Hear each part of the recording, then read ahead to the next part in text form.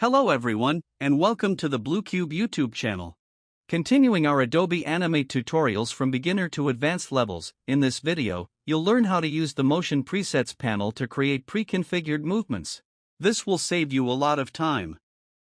To access the Motion Presets panel, go to the Window menu and select Motion Presets. A new window will open with two folders. The first folder shows you the ready-made presets that come with the software, and the second folder is for the movements you create and save as a preset yourself. I'll teach you how to save these movements later in this lesson. Now, I'm going to open the default presets folder. You can see there are various options here. For example, if I click on Bounce in 3D, it shows you a preview of the ready-made motion.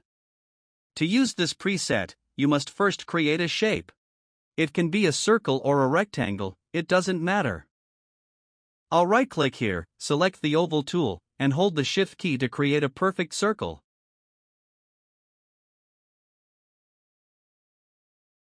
An important point is that you must select your shape, right-click, and convert it to a movie clip symbol to be able to use these presets.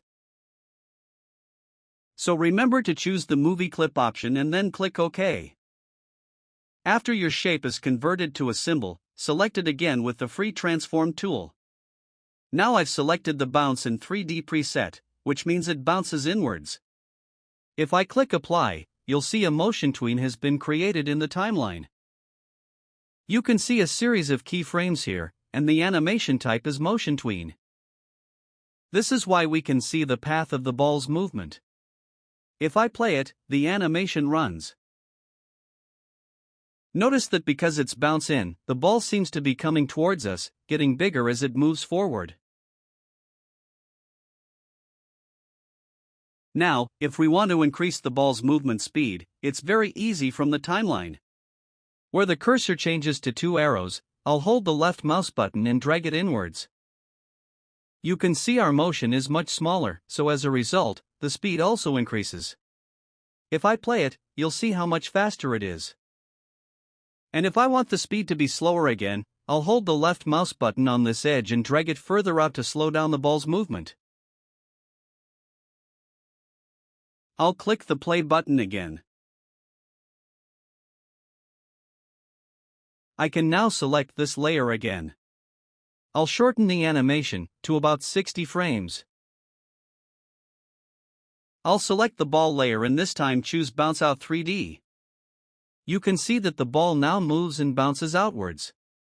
If I click Apply again, the software asks if I want to replace the previous preset. I'll say yes. So, if I play it now, the ball seems to move outwards. There are other bounce options as well. I'll make the panel a bit bigger so we can see the options better. You can also choose the Bounce Smooth option and use that motion. Now I'll place the slider on frame 1. I'll create a new layer and delete the previous one. From the Shapes section, I'll right-click and select the Rectangle tool to create a rectangle. Now we can use the Fly presets. For example, Fly In. If I click on it, you'll see that my shape moves from the bottom to the top. But before that, I need to select my shape, right-click, and convert it to a movie clip symbol and click OK. Now, if I select the rectangle and place it at the bottom, I can click the Apply button and my shape will move to the top. Now I'll place the slider on frame 1.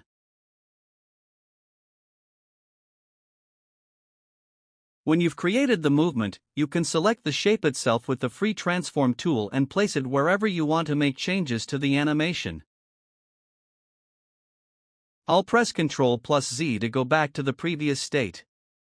Also, if you click on the layer to select the entire shape and frames, you can use the free Transform tool to move the whole shape and the path of the shape's movement.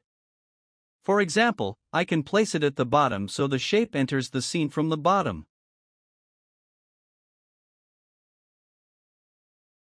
Now if I play it, the rectangle comes up like this.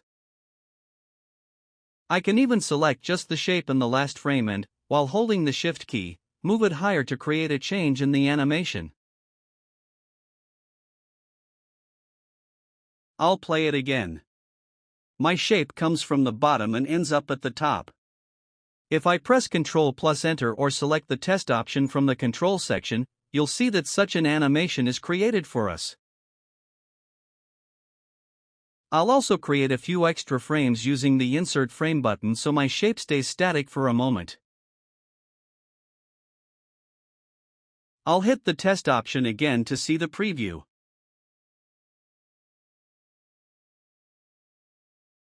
You can try and test other options, like different types of presets, yourself to see how you can use them.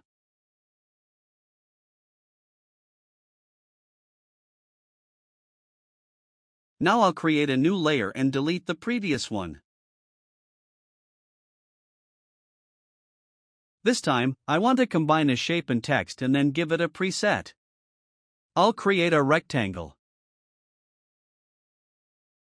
Using the text tool on the same layer, I'll click and write something like Arashadder. Now I'll select it, choose white for its color, and place and adjust it in the center of the rectangle.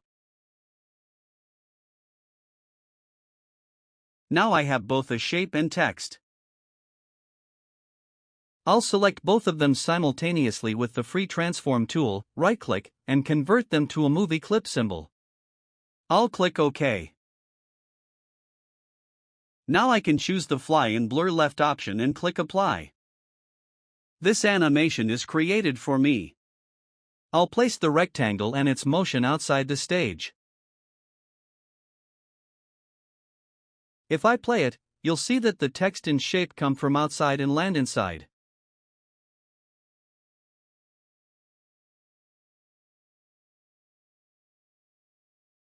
Let's see the preview. Remember that when you export it, the animation will only play once. I'll add a few more frames so the animation pauses a bit at the end. I'll create a new layer and delete the previous one. I can create a blue circle.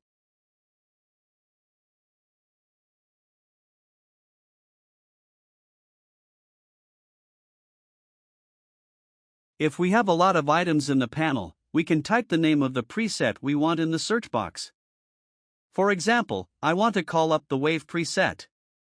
If I type wave here, it finds it quickly. When I click on it, it shows me a preview.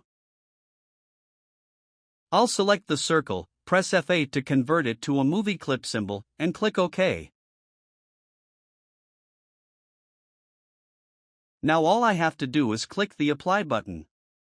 If you play it, you'll see that the animation runs for you. I'll press Ctrl plus Enter and you can see how quickly this motion is created for us. This time, create a new layer and create a long text in it. For example, use the text tool to create a text box and write some letters in it.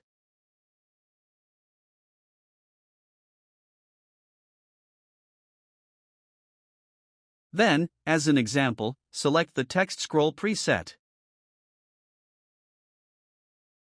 You can see that its preview looks like this. To apply it, you must convert the text to a movie clip. I'll right-click on the text, convert it to a movie clip symbol, and click OK. Then I'll select the preset and click Apply.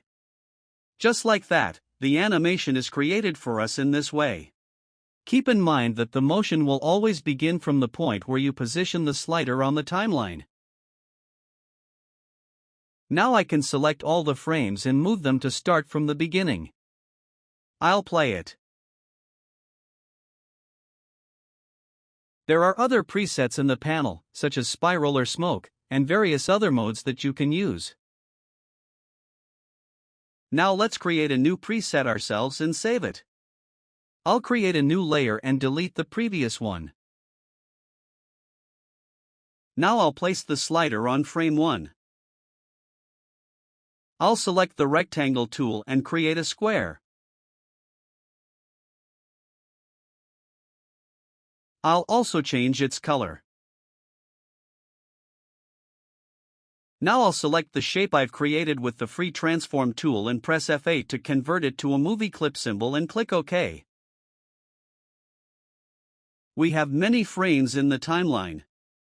I'll select the extra frames and choose Remove Frames to delete them. Now I'll place the shape in this location. I'll go to frame 50 and press the Insert Frame button. Now I'll right-click and select the Create Motion Tween option.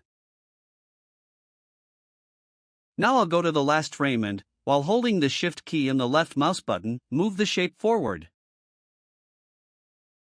This creates the motion. In the last frame, using the free transform tool, I'll rotate the shape.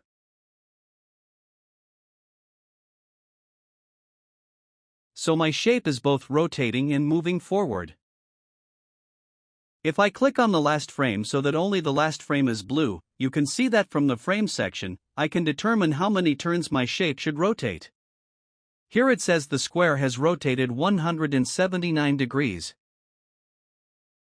I can determine how many turns it rotates in the rotate section instead of using the angle number.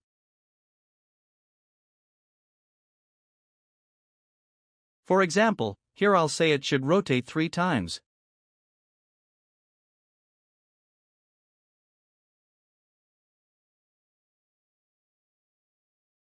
Now I'll place the slider on frame 1.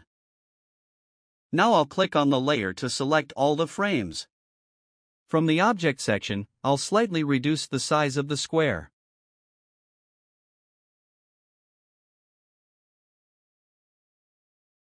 In the last frame, from the Object section, I'll make the size a bit larger.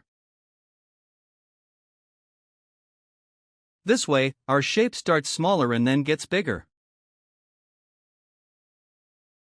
Also, I'll go to frame 1 again, click on the layer to select all the frames. In the Object section, from the Color Effects section, I'll select the Alpha option and set the alpha to 0 at the beginning.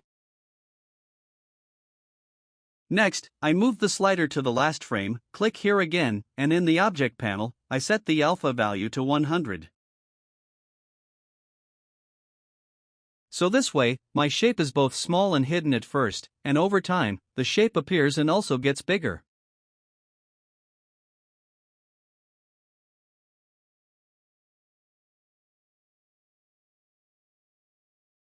Now, if I want to save this motion, I must first click on the shape layer with the free transform tool to select it.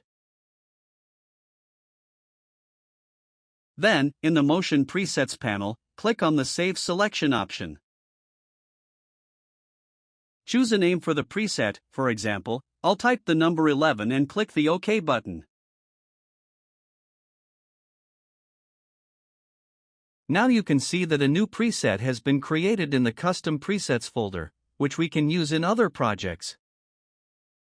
You can also create a new folder and put your desired presets in it, or you can select a folder or a preset and click the Delete button to delete it.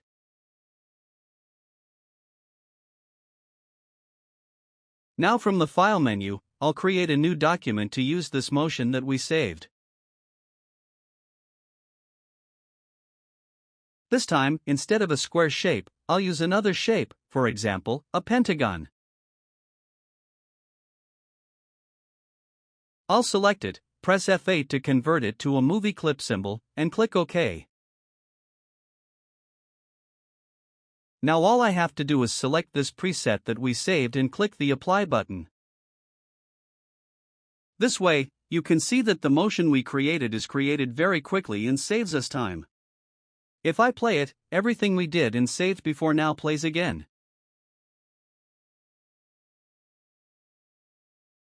In the end, you can create as many of these motion presets as you want and then use them very easily in different animations. This tutorial is over. I hope you enjoyed this tutorial. Don't forget to subscribe to my channel if you haven't already, and I'd appreciate it if you liked the video. Until the next video, goodbye for now.